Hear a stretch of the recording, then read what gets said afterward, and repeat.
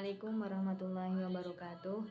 Saya Karimatul Akhlak dari STAI Al-Kifayah Pekanbaru ingin membacakan sebuah resume yang berjudul Krisis Lapangan Kerja dari tugas mata kuliah Nasionalisme dan Kebangsaan. Pendahuluan. Krisis lapangan kerja adalah kondisi di mana sebuah negara atau wilayah menghadapi masalah serius terkait ketersediaan pekerjaan, kualitas pekerjaan, dan kesesuaian antara kebutuhan pasar kerja dengan kemampuan pekerja. Kondisi ini dapat muncul dalam berbagai bentuk, seperti pengangguran tinggi, pekerjaan tidak layak, atau kesenjangan keterampilan, dan memiliki dampak mendalam terhadap kesejahteraan individu keluarga, serta stabilitas sosial dan ekonomi secara keseluruhan. Untuk penyebabnya adalah 1. Perubahan struktur ekonomi. Transisi dari sektor pertanian atau industri ke sektor jasa dan teknologi yang menyebabkan redundansi pekerja di sektor yang menurun dan kurangnya tenaga kerja terampil di sektor baru. Kedua, teknologi dan otomatisasi. Penggunaan mesin, kecerdasan buatan, dan sistem otomatis yang menggantikan pekerjaan manusia terutama di sektor manufaktur dan layanan administratif. Yang ketiga, krisis ekonomi global atau nasional. Resesi ekonomi, inflasi tinggi, atau gangguan pasar yang menyebabkan perusahaan mengurangi tenaga kerja atau menghentikan perekrutan. Yang keempat, kesenjangan keterampilan. Ketidaksesuaian antara keterampilan yang dimiliki pekerja dengan yang dibutuhkan oleh perusahaan akibat perkembangan teknologi yang cepat dan kurikulum pendidikan yang tidak sesuai. Kelima, faktor demografis.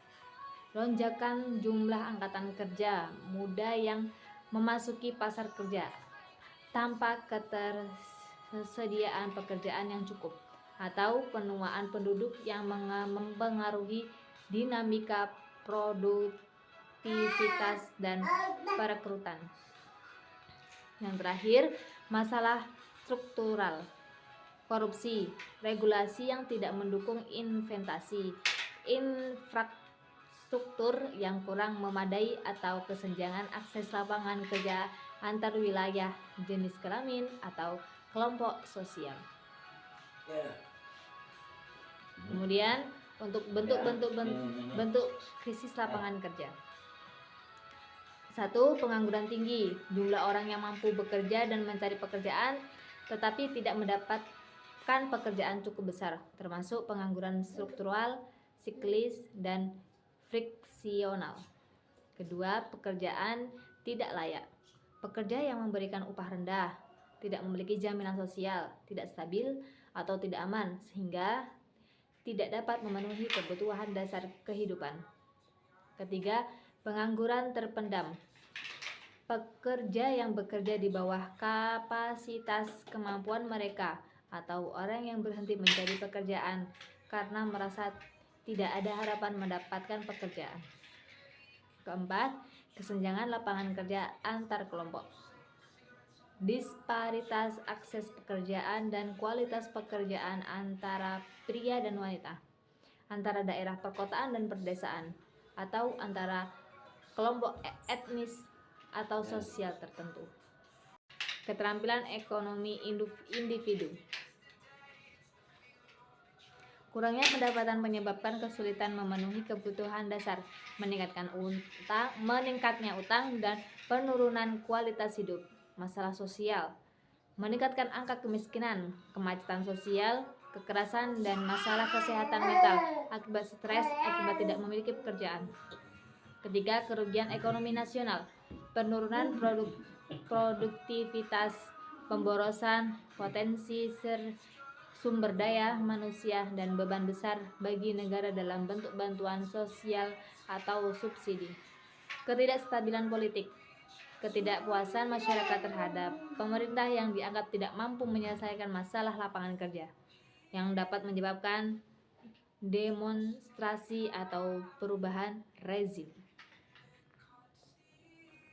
Terus bagaimana dengan upaya penyelesaiannya? Oke, kita bahas. Yang pertama, pemberdayaan keterampilan, menyelenggarakan pelatihan kerja dan pendidikan vokasional yang sesuai dengan kebutuhan pasar kerja, serta program pembelajaran sepanjang hayat. Kedua, stimulasi investasi dan pertumbuhan ekonomi, memberikan insentif bagi perusahaan untuk berinvestasi, mendorong pengembangan sektor baru, dan memperkuat infrastruktur untuk menciptakan lapangan kerja baru. Yang ketiga, perbaikan kebijakan tenaga kerja, membuat regulasi yang melindungi hak pekerja, meningkatkan akses jaminan sosial dan mendukung kesejahteraan dalam lapangan kerja. 4. Pemberdayaan wirausaha, mendukung pengembangan usaha mikro, kecil, dan menengah atau UMKM melalui pendanaan, pelatihan, dan akses pasar, karena UMKM merupakan penciptaan lapangan kerja terbesar di banyak negara. Oke, yang terakhir, kolaborasi antar pihak, menjalin kerjasama antara pemerintah, dunia usaha, dan institusi pendidikan untuk penyelarasan kebijakan dan program dengan kebutuhan aktual pasar kerja. Oke, dari saya Kalimatul Hayat mengucapkan terima kasih. Wassalamualaikum warahmatullahi wabarakatuh.